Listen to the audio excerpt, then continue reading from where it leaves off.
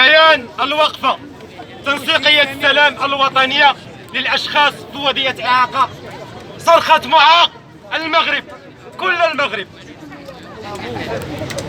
الصرخة التي انطلقت في مثل هذا اليوم من الثالث من دجنبر سنة 2016 أمام قبة البرلمان في اليوم العالمي للمعاق.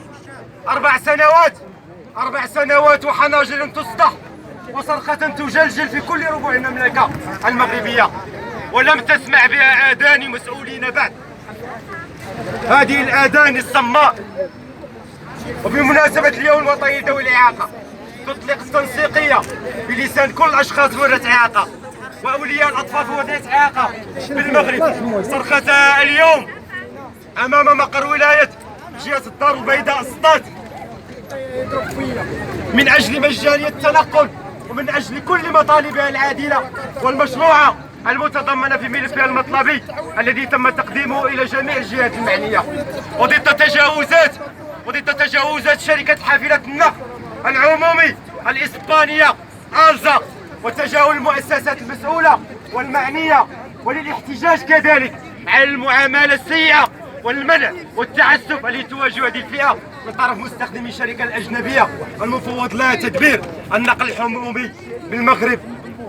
وتدين التنسيقية وتستنكر لا مبالاة المسؤولين المعنيين وعدم استجابتهم لشكاوى هذه الفئة التي تواجه بالأبواب المصادة والآذان الصماء وغياب أي أفق للحوار من طرف المؤسسات المعنية.